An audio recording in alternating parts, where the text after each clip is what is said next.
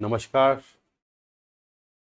आप देख पा रहे हैं कि आज हम जो टॉपिक पढ़ने वाले हैं वो है परंपरागत बनाम आधुनिक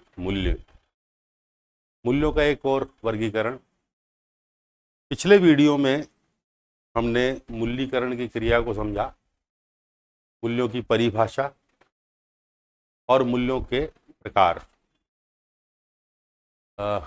अर्बन जो एक दार्शनिक थे, उन्होंने 8 प्रकार के मूल्य बताए थे, जिनका एक एक करके हमने समझा था। उसमें लगभग सारे मूल्य समाहित हो जाते हैं, पर मूल्यों को अलग प्रकार से भी वर्गीकृत किया जा सकता है। जैसे हम परंपरागत और आधुनिक मूल्यों में भी वर्गीकरण कर सकते हैं, ऐसे ही हम राष्ट्रीय और अंतर्राष्ट्रीय मूल्य या वैश्विक मूल्य ऐसा वर्गीकरण भी कर सकते हैं। साथ ही जैसे पारिवारिक मूल्य है और सामाजिक मूल्य है, इस प्रकार का वर्गीकरण भी किया जा सकता है। तो अलग अलग प्रकार से वर्गीकरण करते हैं, पर बेसिकली जो वैल्यूज हैं वो कोर वैल्यूज लगभग वो ही हैं। हम खाली उनका इस प्रकार से वर्गीकरण करते हैं कि ये हमारे ट्रेडिशनल वैल्यूज हैं, ये हमारे अभी आधुनिक मूल्य हैं, या हमारे ये पारिवारिक मूल्य हैं। अब जैसे पारिवारिक मूल्यों की बात करें तो वो सारे जो चारित्रिक मूल्यों की हमने बात की थी पीछे, वो एक व्यक्ति में होने चाहिए, उसके कैरेक्टर में होने चाहिए, वो पारिवारिक मूल्य भी होंगे। और परिवार चूंकि समाज जो है उसकी एक छोटा रूप है, माइक्रो लेवल, तो जो सामाजिक मूल्य हैं या साचर्य के मूल्य हैं वो पारिवारिक मूल्य भी होंगे। इस प्रकार का भेद है। पारिवारिक मूल्य और सामाजिक मूल्य का भेद हम आगे समझेंगे। आज जो चर्चा करने जा रहे हैं हम, वो है ट्रेडिशनल वैल्यूज बनाम आधुनिक वैल्यूज, जो आधुनिक मूल्य हैं, मॉडर्न वैल्यूज। इस पर यूपीएससी में, यूपीपीएससी में सवाल पूछे गए हैं कि परंपरागत मूल्य कौन से हैं और उनका आधुनिक मूल्यों से क्या भेद है, क्या भिन्नता है। एक सवाल, जो आधुनिक मूल्य हैं उनमें ऐसे कौन से मूल्य हैं जो सदजीवन की संकीर्ण अवधारणा से जुड़े हुए हैं, इस प्रकार का भी एक प्रश्न पूछा गया है। और एक प्रश्न कि किस प्रकार समसामयिक इंटरनेट ने या मीडिया ने हमारे परंपरागत मूल्यों को हटाते हुए आधुनिक मूल्यों को किस प्रकार से हमारे मन में आरोपित किया है, उस पर भी एक सवाल पूछा गया है। इसीलिए आज ये महत्वपूर्ण बिंदु है आप सभी के लिए। ट्रेडिशनल वैल्यूज किसे कहते हैं, थोड़ा सा बैक में जाएंगे। ट्रेडिशन से क्या तात्पर्य है? जब हम नीति शास्त्र की परिभाषा पढ़ रहे थे तब हमने बात की थी कि नीति शास्त्र का जो उद्भव हुआ, नैतिकता का जो उद्भव हुआ, वो रीति रिवाज और परंपराओं से, प्रथाओं से, प्रचलन से, परिपाटी से। वो जो रीति रिवाज और परंपराएं हैं, जब एक पीढ़ी के द्वारा दूसरी पीढ़ी को सौंपी जाती है तो वो क्या कहलाती है? परंपरा कहलाती है। तो उन प्रथाओं और रीति रिवाजों के माध्यम से कोई समाज क्या करता है, अपनी जो सांस्कृतिक मूल्य हैं, उसकी संस्कृति के जो वैल्यूज हैं, कल्चरल वैल्यूज, उनको क्या करता है? संरक्षण करने की कोशिश करता है। उसके बहुत सारे तरीके होते हैं।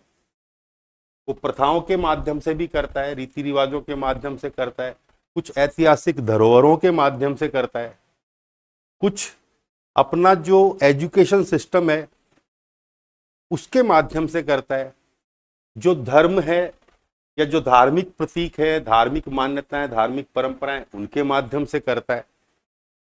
तो वो वैल्यूज एक पीढ़ी से दूसरी पीढ़ी में परंपरा के माध्यम से हस्तांतरित होते रहते हैं। ये अलग बात है कि कभी कभार ऐसा होता है कि जो आने वाली पीढ़ी, जिसको वो परंपरा सौंपी गई वो कई बार उसके पीछे का वैल्यू सिस्टम नहीं समझ पाती, नहीं पहचान पाती कि ये हम क्यों कर रहे हैं। पर एक्चुअली जो मूल उद्देश्य रहा वो उन मूल्यों का संरक्षण रहा ताकि वो आगे बढ़ते रहें। इसीलिए ऐसे मूल्य जो किसी समाज की, जो उसका आधार है संस्कृति, उस संस्कृति की धरोहर होती है और वो वैल्यूज हजारों सालों से पीढ़ी दर पीढ़ी चले आ रहे होते हैं और उनका लोग, उस समाज के लोग क्या कर रहे होते हैं, पालन कर रहे होते हैं।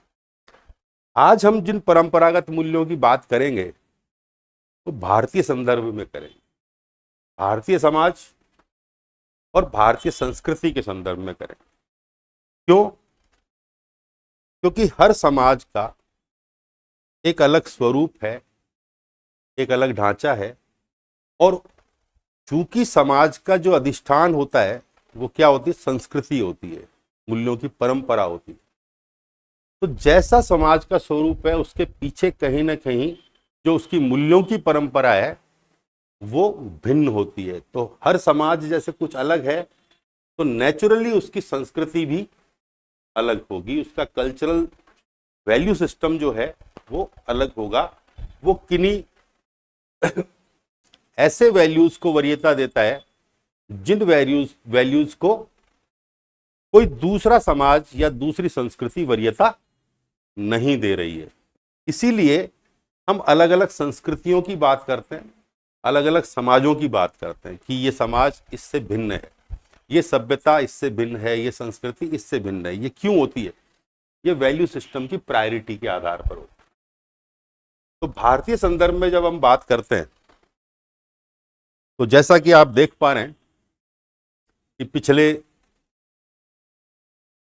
जो 200-400 साल का जो पीरियड है और खासकर ये पिछला 40-50 साल का जो पीरियड है, इसके अंदर तेजी से हमारे परंपरागत जो मूल्य हैं वो बदले हैं और जो पाश्चात्य मूल्य हैं जिनको हम मॉडर्न वैल्यूज कहते हैं, आधुनिक मूल्य कहते हैं, उन्होंने स्थान ग्रहण किया है। अब इसके पीछे ये क्यों हुआ इस पर बाद में चर्चा करेंगे। पहले हम इस बात पर करेंगे कि परंपरागत मूल्य हमारे कौन से हैं, हम कैसे पहचानेंगे कि भारतीय संस्कृति के ये परंपरागत मूल्य हैं, इसकी पहचान कैसे। जब पूछा जाएगा प्रश्न कि भारतीय संस्कृति या भारतीय समाज के परंपरागत मूल्य कौन से हैं, तो हमको बताना पड़ेगा कि ये मूल्य। तो कहां से पकड़ेंगे, हम कहां जाएंगे? अपने ग्रंथों पर, जो हमारी संस्कृति के मूल ग्रंथ हैं, जहां पर हमें उन ग्रंथों में विभिन्न प्रकार के वैल्यूज के बारे में बताया गया, वहां पर उनका विवेचन मिलता है। और वो ग्रंथ ऐसे ग्रंथ हैं जो हमारी संस्कृति में रचे बसे हैं।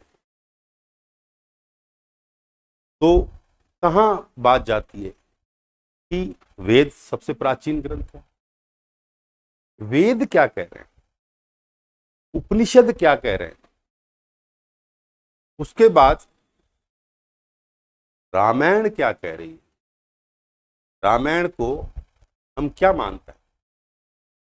चाहे ये एक अलग विवाद का विषय होगा, और ये विवाद क्यों खड़ा किया गया कि रामायण वास्तव में घटित हुई या नहीं हुई, वो एक माइथोलॉजी है या वो इतिहास है, ये एक विवाद का विषय पिछले कुछ सालों में बनाया गया। इससे पहले किसी भारतीय के मन में कभी ये नहीं आया कि राम नहीं हुए या रामायण जैसी कोई घटना नहीं घटी। पर पिछले कुछ दशकों में आपने देखा होगा ये एक विवाद बना दिया गया कि माइथोलॉजी बना दो। मान लें चलो थोड़ी देर के लिए कि रामायण माइथोलॉजी, पर उस महाकाव्य में जो हमारे पारिवारिक, सामाजिक, चारित्रिक या साहचर्य के जो मूल्य जिनकी चर्चा की गई है, जो किरदारों के माध्यम से अभिव्यक्त करने का प्रयास किया गया है, वो हमारी संस्कृति का क्या है? आत्मा है, मूल पार्ट है। राम क्या है? हमारी संस्कृति की आत्मा है कि राम जैसा चरित्र। तो ये जो चीजें सिखाई जा रही हैं कि कैसे एक राजा की आज्ञा का पालन एक नागरिक को करना चाहिए, एक पिता की आज्ञा का पालन कैसे करना चाहिए, भाई कैसे बड़े भाई की सेवा कर सकता है, कैसे पत्नी का धर्म निभाया जाता है, कैसे पति का धर्म निभाया जाता है, कैसे सेवक का धर्म निभाया जाता है, कैसे माता के प्रति क्या भाव है, माता का पुत्र के प्रति क्या है, ये सारे आपको एक रामायण में मिल जाए। ऐसे ही उपनिषदों में जब देखेंगे तो बहुत सारे वाक्य हम आज भी यूज करते हैं उपनिषदों के, जैसे सत्यमेव जयते। तो सत्यमेव जयते जो है हमारी सारी न्याय व्यवस्था में जब वो यूज होता है तो हम क्या प्रायोरिटी दे रहे हैं कि सत्य जो है वो बहुत इंपॉर्टेंट वैल्यू है, और सत्य की हमेशा क्या होती है? विजय होती है। तो ये इनकलकेट करने की कोशिश की गई हमारी परंपरा में उन व्यक्तियों में, ताकि उस पर व्यवहार हो सके, वो आ सके उसमें। तो सत्यमेव जयते हुआ या धर्मो विश्वस्य जगतः प्रतिष्ठा हुआ, विद्यामृतम अश्नुते हुआ कि हम विद्या को महत्व दे रहे हैं, ज्ञान को महत्व दे रहे हैं। तो ये जो जितने भी आपको मिलते हैं उपनिषदीय परंपरा में, वो क्या बता रहे हैं? हमारे परंपरागत मूल्य जिनको हम मानते आ रहे हैं उनकी ओर इंगित कर रहे हैं। ऐसे ही रामायण वाला ले लें, ऐसे ही आप महाभारत ले लें। महाभारत में कई स्थानों पर बार बार एक मूल्य की चर्चा हुई कि धर्म की स्थापना और अहिंसा परमो धर्म। धर्म क्या है? अहिंसा परम धर्म है। ये और बात है कि अब कोई ये कह सकता है कि साहब महाभारत में तो अल्टीमेटली क्या हुआ? हिंसा हुई। पर आप देखेंगे कि पूरा जो घटनाक्रम है, उस घटनाक्रम में पूरी कोशिश की गई पांडवों की ओर से कि हिंसा ना हो और शांति का कोई मार्ग निकल जाए। अर्थात प्रायोरिटी क्या थी? शांति थी। पर यदि कोई मार्ग शांति का ना बचा हो और कोई बात मार्ग वार्ता का ना बचा हो, तो ऐसी स्थिति में कोई व्यक्ति अन्याय कर रहा है, अधर्म कर रहा है, तो उसको सबक सिखाना ये भी हमारी संस्कृति का क्या रहा है? पार्ट रहा है। जैसे महाभारत में हम देखेंगे तो श्री कृष्ण जो है प्रस्ताव लेकर गए शांति का, ठुकरा दिया गया। 5 गांव मांगे, वो भी नहीं दिए गए, और अल्टीमेटली जो है युद्ध किया गया न्याय के लिए, धर्म की स्थापना के लिए। ऐसे ही आप जब रामायण में बात करते हैं तो राम जब रावण सीता का हरण करके ले जाता है तो हम दूत भेजते हैं, बातचीत की जाती है पहले, पर जब उसका रास्ता बंद हो जाता है, उसको ठुकरा दिया जाता है, तो राम क्या करते हैं कि दंड देते हैं।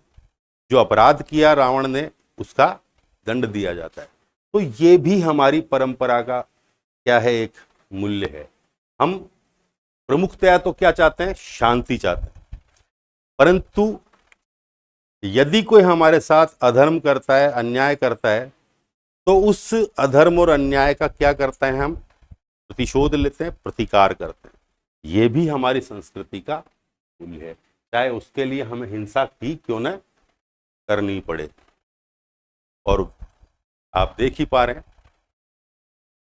पाकिस्तान और भारत में जो अभी हुआ, हाल ही में हम सैकड़ों सालों से समझाते आ रहे हैं, आज 60-70 साल हो गए इस बात को, और 30-40 साल से तो पाकिस्तान की जो आतंकवादी गतिविधियां हैं वो काफ़ी बढ़ गई, और हमने कई बार सबूत भी दे दिए, के बाद भी वो स्वीकार नहीं कर रहा है और निरंतर गतिविधियों को बढ़ा रहा है, तो उसका क्या किया जाए। शांति के हम बहुत सारे प्रयास पहले कर चुके हैं, और इस बार जो भारत ने किया कि इसको शांति की भाषा समझ में नहीं आती, और जो कुछ हुआ वो आप सब आपके सामने है। ये हमारे परंपरागत मूल्य का पार्ट है कि हम पहले शांति की बात करते हैं, वो बात यदि नहीं होगी तो फिर हम उसको जवाब देना भी जानते हैं। ये हमारी संस्कृति हमें सिखा रही है। कहाँ से सिखा रही है? हजारों सालों पहले से। ये जो हमारी संस्कृति के मूल ग्रंथ हैं हमें क्या बता रहे हैं? और बहुत सारे वैल्यूज की बात इन ग्रंथों में की गई, वो सारे आप लिख सकते हैं। और देखिए कि योग की जो परंपरा है, उस योग की परंपरा में जब हम ये बात करते हैं कि योग का मूल उद्देश्य क्या है, चित्त वृत्तियों का निरोध करना, समाधि, तो ज्यादातर भारतीय दर्शन जब बात करेंगे तो परम मूल्य या परम साध्य किसे माना गया? मोक्ष को, मुक्ति को, निर्वाण को, कैवल्य को, आत्म साक्षात्कार को। हम इसी पर जोर दे रहे हैं कि ये जो जीवन मिला है, ये जीवन भोग के लिए नहीं मिला, ये जीवन अपने आप को जानकर कि मैं क्या हूं, कौन हूं, उसका साक्षात्कार करके इस जन्म मरण की परंपरा से ही, इस जन्म मरण के चक्र से ही मुक्त हो जाना। और इसी का कुछ एक भारतीय जो दार्शनिक है, चारवाक आदि को छोड़ के बाकी सब स्वीकार कर रहे हैं, चाहे वो जैन दर्शन हो, चाहे बौद्ध दर्शन हो, चाहे हिंदू दर्शन हो, सभी के लिए परम मूल्य क्या है? मोक्ष है, निर्वाण है वो। और बाकी मूल्य जो है, जैसा कि हमने बात की थी धर्म अर्थ काम मोक्ष में, तो बाकी जो है धर्म, वो उसकी प्राप्ति का क्या है? साधन है। नैतिकता उसकी प्राप्ति का क्या है? साधन बताई गई। तो वहां पर हमने क्या किया कि हमको जो मूल उद्देश्य है उसके लिए कितनी आवश्यकता है? प्राण यात्रार्थ चीजें आवश्यक है कि हमारा ये शरीर चल सके, हमारा जो बुद्धि है वो चल सके, और हम उस मार्ग में अग्रसर हो सके। उसके लिए हमें कितनी चीजों की जरूरत है? उतनी ही भौतिक आर्थिक जो मूल्य है उनको स्थान दिया गया। अर्थात केवल प्राण यात्रार्थ के लिए ही आपके जीवन में भौतिक आर्थिक मूल्य होने चाहिए। बाकी मेन वैल्यू क्या है? आपको उसको टारगेट करना। ये पूरी परंपरा हमारी सिखा रही है। और इसीलिए आप देखेंगे कि जो मेन कोर वैल्यू है आज की डेट में, वो सारा का सारा जब हम आप बात करते हैं आधुनिक मूल्य कैसे हावी हो गए, तो अब जिनको हम लीस्ट प्रायोरिटी पे रखते थे वो हमारी आज क्या बन गए? फर्स्ट प्रायोरिटी बन गए। ये बदलाव है, वो कैसे आया तो हम बात करेंगे आगे। तो धर्म मूल है उसकी प्राप्ति का, और अर्थ और काम कैसे होना चाहिए? सीमित, और वो भी धर्म सम्मत तरीके से उसकी प्राप्ति होनी चाहिए। हम उन्हीं कामनाओं की पूर्ति करें जो धर्म सम्मत है, और अर्थ की प्राप्ति, उन कामनाओं की पूर्ति के लिए जो अर्थ चाहिए उसकी प्राप्ति भी कैसे हो? धर्म सम्मत तरीके से। ये बात हमने, ये हमारे संस्कृति के जो है परंपरागत मूल्य, जहां पर हम मेन फोकस किस पर कर रहे हैं? इस जन्म मरण के चक्र से ही मुक्त हो जाने पर, अपने आप को जान लेने पर, या जिसको हम कह रहे थे सेल्फ रियलाइजेशन, वो सेल्फ रियलाइजेशन कौन सा वाला, जो मेरी कॉन्शियसनेस है अपनी मूल अवस्था में, उसका मुझे बोध हो जाना, अपने मूल स्वभाव का बोध हो जाना और उसमें अवस्थित हो जाने वाली बात।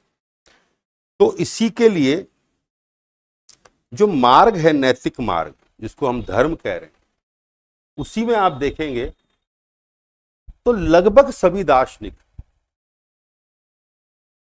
कुछ वैल्यूज की बात क्या कर रहे हैं कि योग सूत्र में बात करते हैं तो यम नियम की बात करते हैं, यम नियम आसन प्राणायाम प्रत्याहार, तो हम यम और नियम की बात करते हैं। तो यम में क्या बात कर रहे हैं कि अहिंसा, सत्य, अस्तेय, अपरिग्रह और ब्रह्मचर्य, ये 5 की बात। फिर नियम में बात कर रहे हैं तो शौच, संतोष, तप, स्वाध्याय और ईश्वर प्रणिधान की बात कर। वहां पर क्या कर रहे हैं, अब इनको विस्तार से मैं नहीं समझाऊंगा यहां पर मोटे तौर पर आपको ये वैल्यू पता लग गए होंगे कि संतोष वृत्ति, संतोषम परम सुखम, कि संतोषी सदा सुखी, ये हमारे क्या है, संस्कृति का, हमारी परंपरागत वैल्यूज का पार्ट है।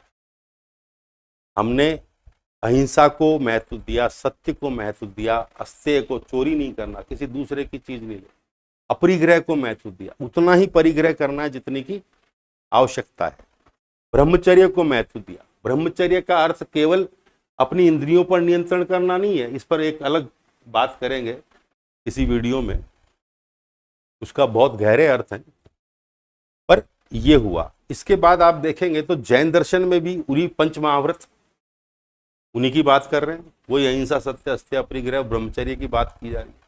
ऐसे ही बौद्धों में भी बात करेंगे तो वही पंचशील की बात कर रहे हैं, उसमें एक उसको हटा के और मद्यपान निषेध को जोड़ दिया गया। ऐसे ही त्रिरत्न की बात करेंगे। अब बौद्धों में मूल जो वैल्यू है बौद्ध दर्शन का, वो है प्रेम, करुणा, शांति, ये मूल वैल्यू। अब मोटा मोटा जब हम इतनी बात करते हुए आ रहे हैं तो आपको समझ में आ गया होगा कि भारतीय परंपरा में जो सर्वोच्च मूल्य है वो क्या है, आत्म साक्षात्कार या मुक्ति या मोक्ष। और जितनी भी नैतिकता की हम बात करते हैं, एथिक्स की हम बात करते हैं, धर्म की हम बात कर रहे हैं, वो सारे के सारे क्या हैं, उसकी प्राप्ति के साधन है।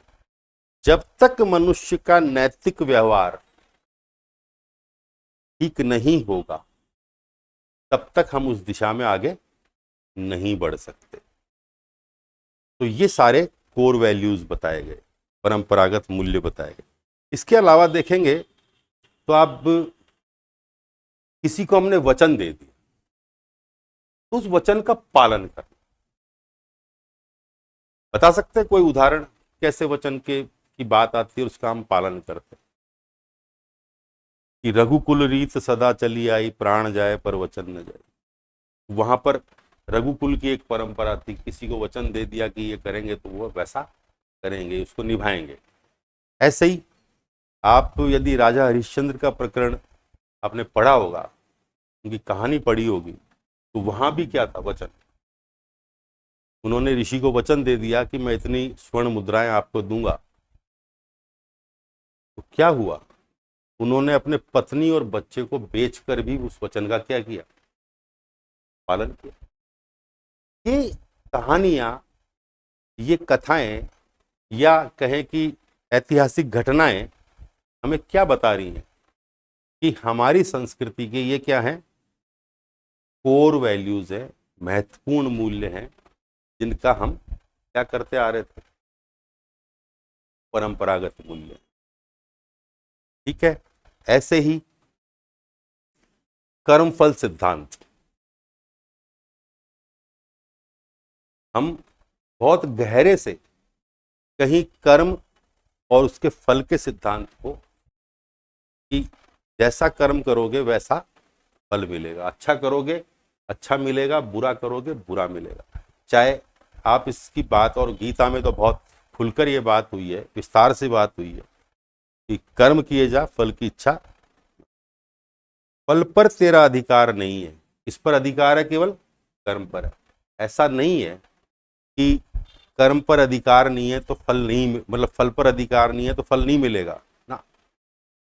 ये कर्म और फल का जो नियम है वो ऐसा नियम है जैसे कारण है तो उसका कोई ना कोई प्रभाव होगा ही होगा, कार्य होगा। ऐसे ही कर्म यदि किया है तो उसका उसके अकॉर्डिंग फल मिलेगा ही मिलेगा। ये हमारी जो भारतीय संस्कृति है उसका क्या है, कोर बिलीफ है। आज आपको लगता है कि इस बिलीफ को भी, ये जो था हमारा, इसको क्या कर दिया गया, धीरे धीरे तोड़ दिया गया। इसके पीछे क्या चल रहा है, क्या आइडियोलॉजी चल रही हैं, पर अभी बात करते हैं। पर कुल मिलाकर ये जो मैंने बात की, ये इसके अलावा एक महत्वपूर्ण जो और है, हम केवल अपनी बात नहीं कर रहे। वसुधैव कुटुंबकम की जो अवधारणा है किसने दी, भारतीय परंपरा का। हम पूरी वसुधा को क्या मानते हैं, अपना कुटुंब मानते हैं, परिवार। वसुधा में केवल मनुष्य नहीं आते, ये भी ध्यान रखने की बात। पूरी वसुधा जिसमें पूरा चराचर जगत आ गया, जिसमें चल भी आ गया और अचल जगत भी आ गया, स्थावर भी आ गए और जंगम प्राणी भी आ गए, सबके सब।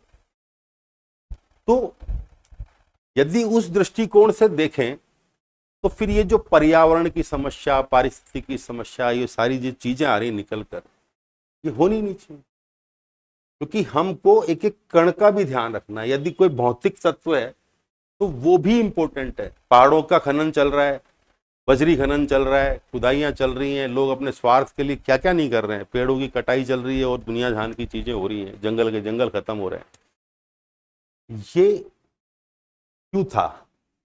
क्योंकि हमने एक तरफ क्या किया कि हमें, हमारा मूल उद्देश्य क्या है जीवन का, आत्मसाक्षी। हमें इस धरती से, इस धरा से, इस वसुधा से कितना चाहिए, केवल उतना कि जिसमें हमारा यह प्रयोजन सिद्ध हो जाए। तो क्या होगा कि हम उतना ही लेंगे प्रकृति से। अब हम कितना ले रहे हैं, बेहिसाब कर। जितना दोहन किया है इस व्यवस्था ने पिछले 200-300 सालों में, उतना दोहन प्रकृति का कभी पहले नहीं हुआ। आप देखें, ईशोपनिषद का एक श्लोक है, मंगलाचरण है उसका, उसमें क्या कह रहे हैं कि ईशावास्यम इदम सर्वम यत्किंच जगत्याम जगत तेन त्यक्तेन भुंजिता मा गृद कश्यस्विद्धनम। अर्थात इस संपूर्ण जगत में वो परम, वो ईश, वो व्याप्त है, एक एक कण कण में व्याप्त है। और हमें इसका भोग कैसे करना है, तेन त्यक्तेन भुंजिता, मतलब त्याग पूर्वक भोग करना है। त्याग पूर्वक भोग का क्या मायने है कि हमें उतना ही लेना है जितना की जरूरत है। आगे क्या कहा, मागृत कश्यस्विद्धनम, अर्थात इस धरती का जो धन है, संपदा है, ये किसी की नहीं हुई, अंततः सबको इसको यहीं पर छोड़कर जाना है। क्या ये बात आज भी उतनी सटीक नहीं है? क्या ये विचार आज भी उतना का उतना प्रासंगिक नहीं है? कौन ले गया? जिन्होंने इकट्ठा किया, क्या वो ले गए अपने साथ? और जो अति भोग कर रहे हैं, वो अति भोग से क्या परेशानियां, क्या जटिलताएं, क्या समस्याएं पैदा हो रही हैं, उस पर किसी का ध्यान नहीं है। तो हमारा जो वैल्यू सिस्टम था उसमें अति भोग की बात ही नहीं थी, हम सीमित भोग की बात करते। इसीलिए हमने आर्थिक, शारीरिक, भौतिक जो मूल्य थे उनको कहां रखा सोपान क्रम में, सबसे नीचे की ओर। और आध्यात्मिक जो मूल्य है उनको सर्वोच्च पर।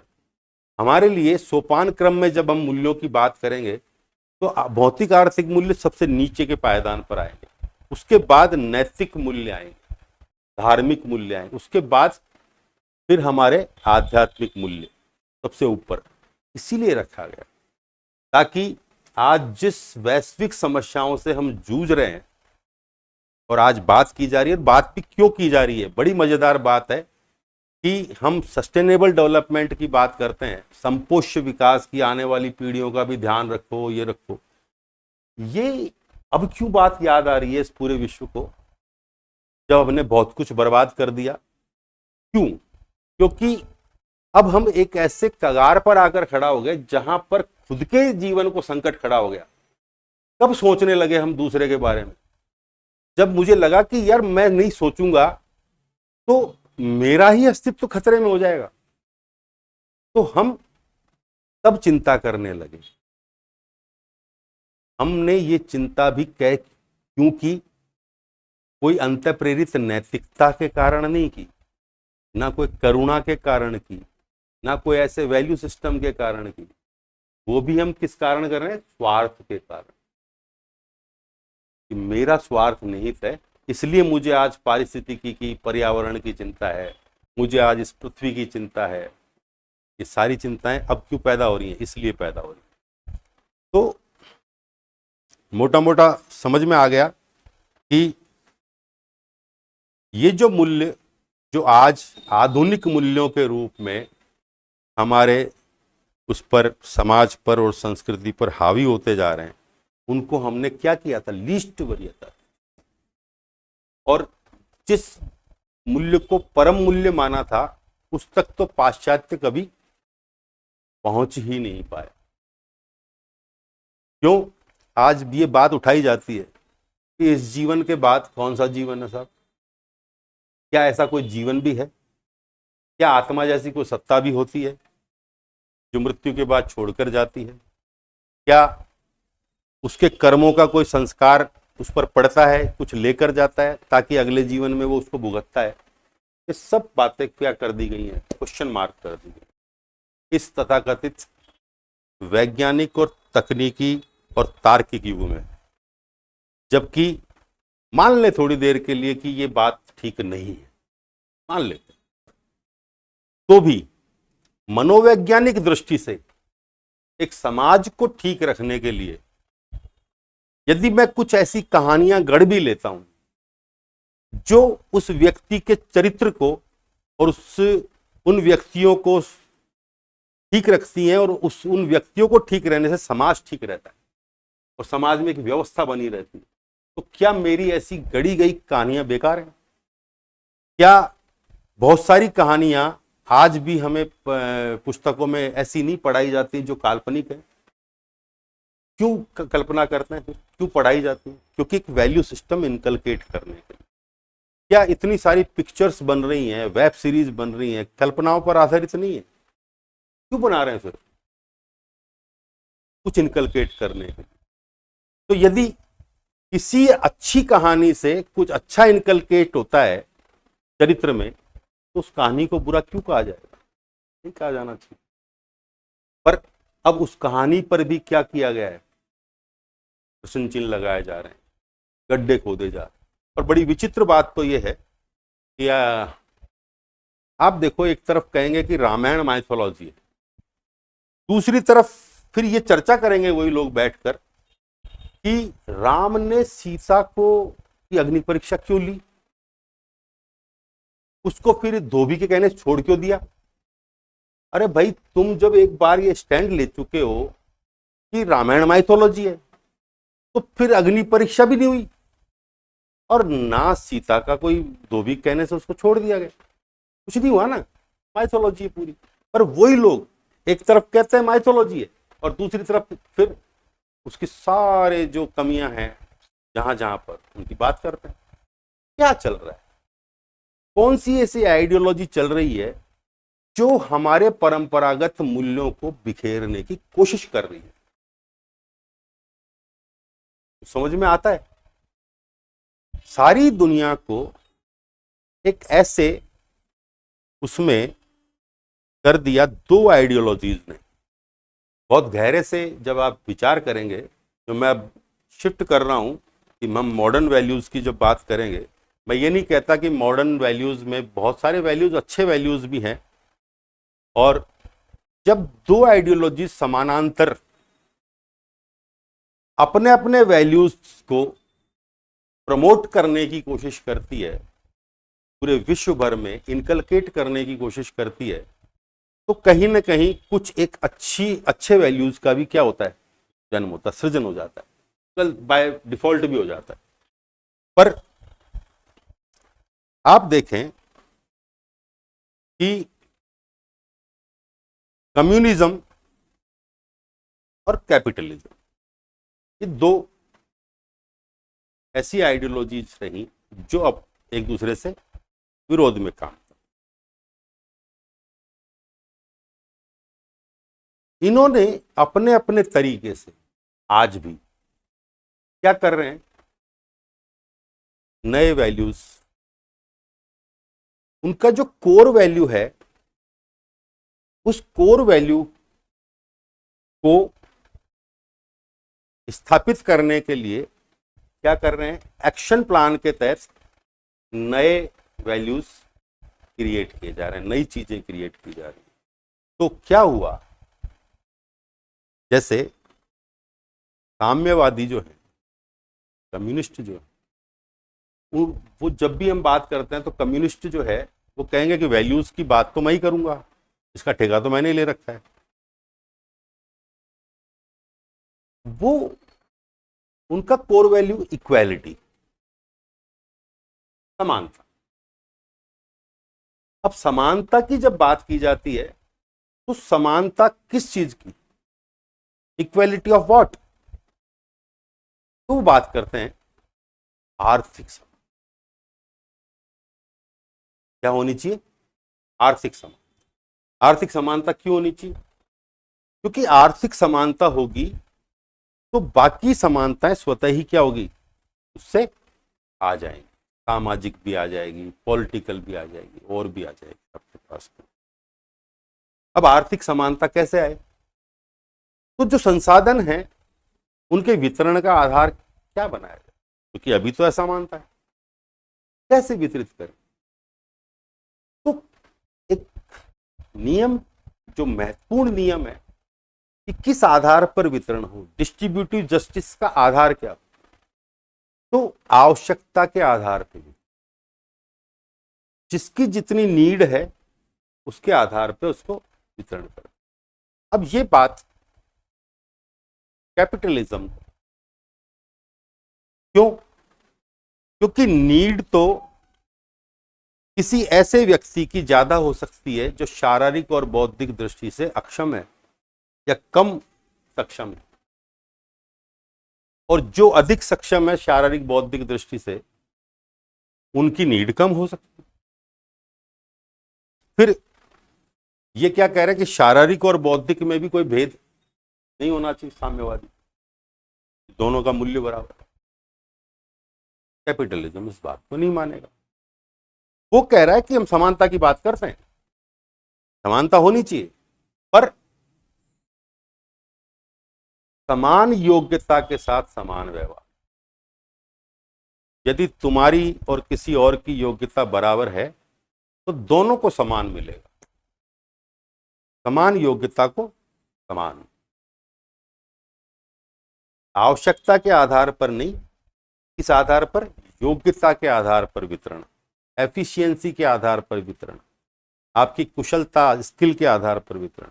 जितना आप आउटपुट दे सके उतना आपको, दोनों का देखने का अलग अलग नजरिया है। और आज भी समानता पर ये बारी विवाद, कैसे, किस प्रकार की समानता की हम बात करें, कैसे इन दोनों को करें। तो आधुनिक मूल्यों में जो सबसे महत्वपूर्ण जो मूल्य है वो क्या है, इक्वालिटी, जिसकी दोनों की डेफिनेशंस क्या क्या हैं, अलग अलग। दूसरा जो मूल्य है स्वतंत्रता, स्वतंत्रता पर पिछले 2 दशकों में बहुत ज्यादा बात हुई। कार्ल मार्क्स ने भी स्वतंत्रता पर बहुत बात की, और जो कैपिटलिज्म है वो भी स्वतंत्रता को, दोनों के स्वतंत्रता के जो अर्थ हैं वो बड़े अलग अलग, और वो किस अर्थ में है तभी स्वतंत्रता पर अलग से जब हम बात करेंगे तो गहराई में उतरेंगे। पर एक आधुनिक मूल्य के रूप में स्वतंत्रता, फ्रीडम, लिबर्टी, ये एक मूल्य के रूप में उभरा कि, और उसमें भी खासकर व्यक्तिक जो स्वतंत्रता है, व्यक्तिगत स्वतंत्रता, उसमें right to privacy, right to property, ये मेरे अधिकार, मेरे व्यक्तिगत अधिकार, मेरी व्यक्तिगत संपत्ति, मेरे निजता के व्यक्तिगत अधिकार, मेरे अन्य व्यक्तिगत अधिकार। तो इससे हुआ क्या कि हम जिस स्वतंत्रता की उसकी बात कर रहे हैं तो उसको, उससे क्या मिला? व्यक्तिवाद को बढ़ावा, इंडिविजुअलिज्म, एक नयावाद, उसको अन्य के मुकाबले अब इंडिविजुअलिज्म पाश्चात्य जगत में बहुत ज्यादा परवेड करने वाला विचार है, जहां पर हर व्यक्ति का अपना एक क्या है, महत्व और उसके अधिकारों की रक्षण की बात है। आप देखेंगे बहुत सारे मूवमेंट्स इसी बात को लेकर चल रहे होते हैं। तो स्वतंत्रता मूल्य हो गया, समानता हो गया, राइट टू प्राइवेसी हो गया, इस पर बहुत बात होती है। उसके अलावा धर्मनिरपेक्षता, सेक्युलरिज्म, सेक्युलरिज्म हमारा वर्ड, हमारा मूल्य नहीं था, भारतीय परंपरा। ये कहां से आया? बाहर से आया। और ये किस संदर्भ में है? हम जिसको धर्म कह रहे हैं वो तो नैतिकता है, नीति शास्त्र है, और यदि राजनीति ऐसे नीति शास्त्र से अलग हो गई तो खेल ही खत्म हो जाए। राजनीति का नीति शास्त्र होना ही चाहिए, नैतिकता, धर्मसम्मत राजनीति होनी चाहिए। तो उस अर्थ में तो हम क्या बात कर रहे हैं? हम तो धर्म सापेक्षता की बात करते हैं और सदियों से करते आ रहे हैं। हमारे जितने भी राजनीति के ग्रंथ हैं उसमें हम धर्म सापेक्षता की बात करते हैं, नैतिकता की बात करते हैं। कौटिल्य का चाहे अर्थशास्त्र देख लें या और कोई ग्रंथ देख लें, सब में इसी प्रकार के। ये धर्मनिरपेक्षता का जो शब्द आया ये अभी, अब ये किस अर्थ में आया? रिलीजन के अर्थ। कि जो संप्रदायवादी जो धर्म है, रिलीजन है, उनका प्रभाव किस पर नहीं होना चाहिए? राजनीति पर, स्टेट पर नहीं होना चाहिए, राज्य पर नहीं। तो धर्मनिरपेक्षता को फैलाया गया। अब ये किस अर्थ में था? क्योंकि एक समय था जब चर्च के अधीन सब कुछ हुआ करता था, पोप तय करता था, चर्च तय करता था कि राज्य कैसे चलेगा, शासन कैसे होगा, राजा के क्या कर्तव्य हैं, राजा को कैसे शासन करना, तो तय। इसलिए वहां पर क्या किया गया कि इसको धर्म से अलग करो, वहां की जरूरत थी वो धर्मनिरपेक्षता। हमारे यहां इस प्रकार की सिस्टम ही नहीं था। तो ये धर्मनिरपेक्षता एक नए मूल्य के रूप में, आधुनिक मूल्य के रूप में हमें दिया गया। फिर बहुत सारे अच्छे मूल्य भी आए, जैसे टॉलरेंस की बात हम करते हैं, सहिष्णुता की बात कर रहे हैं, वो भी एक मूल्य है। जब समानता की बात कर रहे हैं तो आजकल एक और चल रहा है लैंगिक समानता, जेंडर इक्वेलिटी। ये भी एक आधुनिक मूल्य के रूप में उभरा है। अब इसी में देखो, साथ में हमने और क्या पुश कर दिया कि अभी ये जो चल रहा है उस पर विचार करना, आप भी बैठकर, कि जो समलैंगिकता वाला इशू है, LGBTQ वाला इशू है, ये अल्टीमेटली किस आइडियोलॉजी द्वारा पुश किए जा रहे हैं, कैसे फैला है, और इसके पीछे का मकसद क्या है? क्या एक तरफ हम जब बात कर रहे हैं आर्थिक समानता की, और हम दूसरी तरफ बायोलॉजिकल समानता पर आ गए, एक जैविक समानता की बात होने लगी। तो जब जैविक समानता की बात करें तो जैविक दृष्टि से यदि कुछ चीज में असमानता है तो उसको कैसे मिटाया जा सकता है? एक तरफ आप जैविक समानता की बात कर रहे हैं, दूसरी तरफ आप क्या कर रहे हैं, जैविक दृष्टि से जो असमान है उनको समान करने की बात कर रहे हैं। तो दो अलग बातें कर रहे हैं। तो ये क्या कॉन्फ्लिक्ट चल रहा है? कैसे दो विरोधी विचार एक ही खेमे के नीचे चल रहे हैं? तो मूलतया हम देखेंगे कि तो सुनता, समानता, न्याय, सहिष्णुता, धर्मनिरपेक्षता और ये लैंगिक समानता और ये महिला सशक्तिकरण, ये नए वैल्यूज के रूप में उभर कर आए। पर साथ में क्या भी आया? व्यक्तिवाद भी आया, स्वार्थवाद भी बढ़ा, इगोइज्म। व्यक्ति महत्वपूर्ण है, व्यक्ति महत्वपूर्ण है। एकल जीवन की अवधारणा बढ़ी।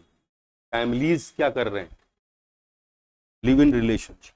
आप देखिए, संयुक्त परिवार से हम क्या आए पहले? एकल परिवार पर। एकल परिवार से भी क्या हो गया कि आपको विवाह करने की आवश्यकता, लिव इन रिलेशनशिप में। उससे भी आगे बढ़ के अब क्या विचारधारा चली? एकल जीवन, एक अकेले सही है। क्यों ऐसा क्यों किया जा रहा है?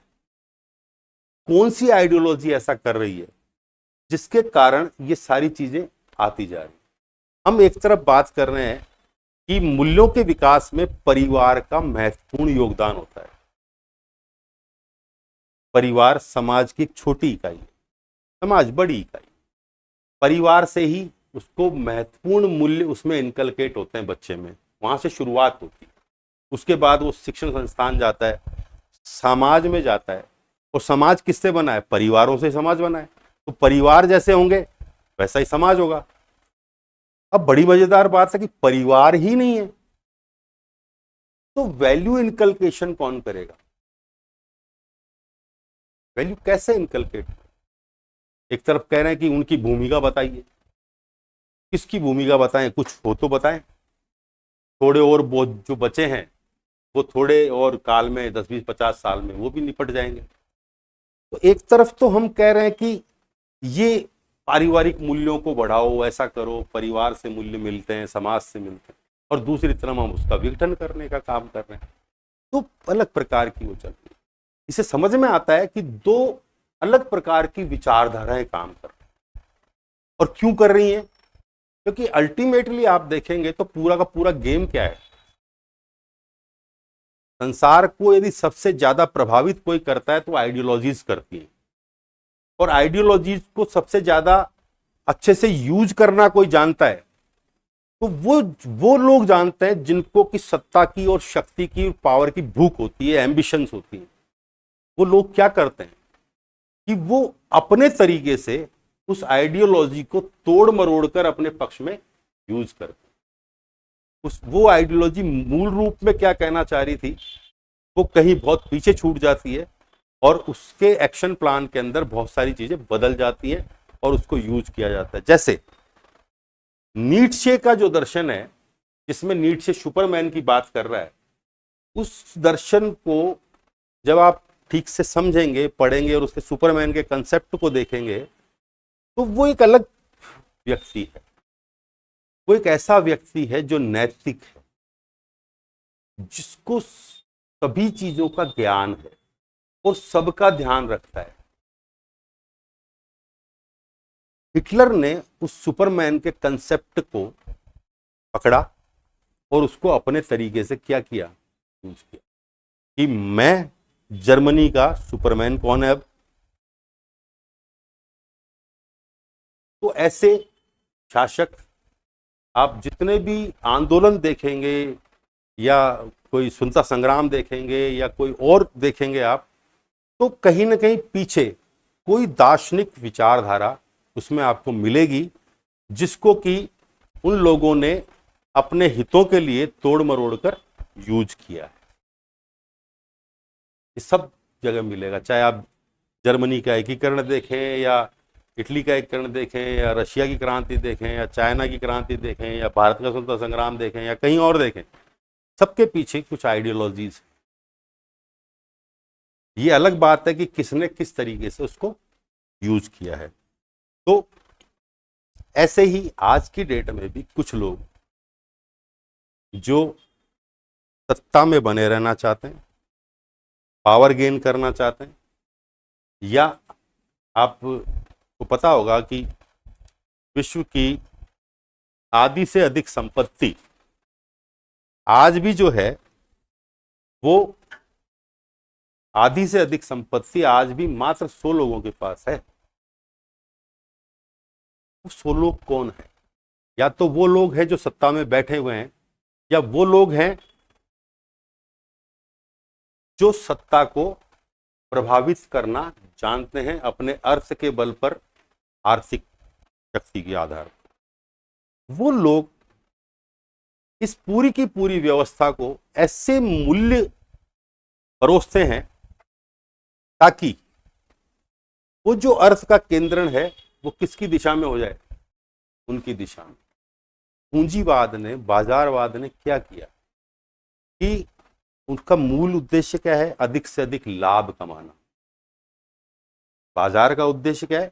अधिकाधिक लाभ कमाना। तो जो लोग ये मानते हैं कि अर्थ जो है शक्ति का केंद्र है, और अर्थ होगा तो शक्ति आएगी, और अर्थ को एकत्र करो, उसका परिग्रह करो, और उसका परिग्रह कब होगा?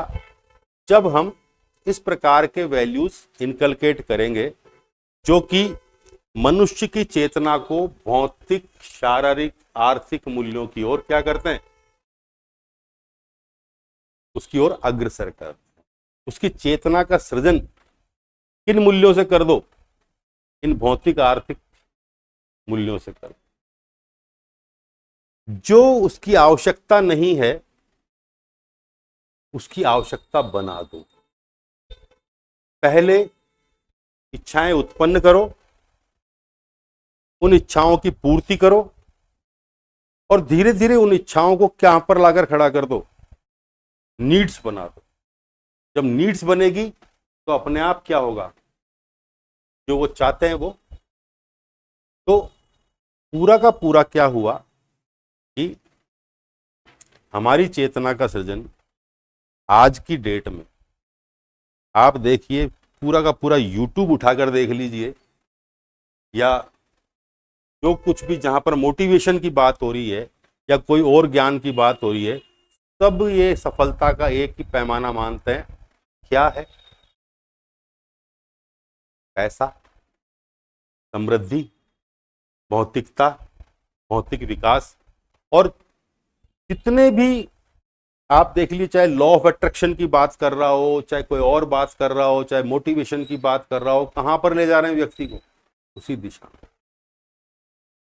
वो पूंजीवादी तो कर रहे हैं जो कर रहे हैं, आप उसमें क्या कर रहे हैं? सहयोग कर रहे हैं।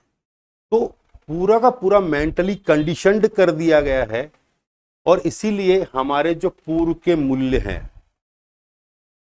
वो क्या हो गए? धीरे धीरे नष्ट होते जा रहे हैं। वो हमारी चेतना से विलुप्त होते जा रहे हैं। परंपरागत मूल्य कि बड़ों की आज्ञा का पालन करना, गुरुजनों का सम्मान करना, ये सौहार्द भाव, बंधुत्व, संयम। आज संयम नहीं है लोगों में, धैर्य नहीं है, खत्म हो गया।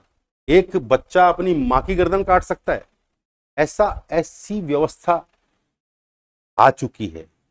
कौन से वैल्यू सिस्टम को इनकलकेट किया है जिसके कारण एक बच्चा जिसको बर्थडे पार्टी करनी थी, उसने मां ने मना किया, भाई बकरा मत बेचना, और वो जब बकरा बेचने के लिए मना किया मां ने, तो बकरे की जगह किसको काट दिया? मां को काट दिया। ये कौन सी संस्कृति है और कौन सा मूल्य व्यवस्था है? ये कहां से आ रहे हैं ये मूल्य? कौन बता रहा है? कौन सिखा रहा है? और बड़ी मजेदार बात कि इन भौतिक आर्थिक मूल्य जो व्यवस्था है ये निरंतर बढ़ती जा रही है, निरंतर बढ़ती जा रही है, और हमारी चेतना में अब कुछ बाकी और शेष रहेगा भी या नहीं रहेगा, ये बड़ी चिंता का विषय है। तो ये जो है भौतिक आर्थिक जो मूल्य हैं, स्वार्थपरक मूल्य हैं, व्यक्तिवादी मूल्य हैं। अब आप इन आधुनिक मूल्यों को देखोगे तो इसमें दो प्रकार के मूल्य मिलेंगे। एक वो जो साम्यवादियों द्वारा परोसे गए हैं, एक वो मूल्य जो पूंजीवादियों द्वारा परोसे। दोनों सत्ता में बने रहना चाहते हैं, या दोनों आइडियोलॉजीज को मानने वाले लोग या उसको यूज करने वाले लोग जो पावर गेन करना चाहते हैं, सत्ता में बने रहना चाहते हैं, दोनों यूज कर रहे हैं और दोनों अपने अपने तरीके से नए मूल्यों को परोस रहे हैं। वो आपके सामने है। और हम जो है ऐसा नहीं कहते कि भाई समानता नहीं हो, सुनता नहीं हो, पर उसका कोई एक समन्वयात्मक मार्ग निकलना चाहिए। जबकि हो क्या रहा है कि कंफ्यूजन्स क्रिएट हो रहे हैं, कंफ्यूजन्स बढ़ते जा रहे हैं, ज्यादा से ज्यादा होते जा रहे हैं।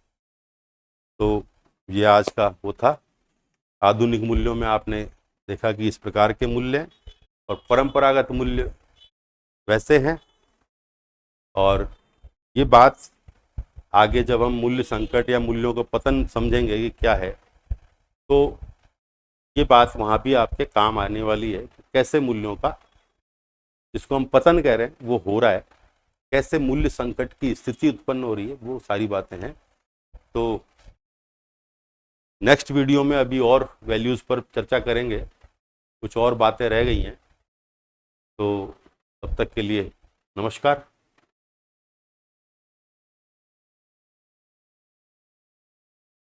If you like our video, please like, share, subscribe our channel.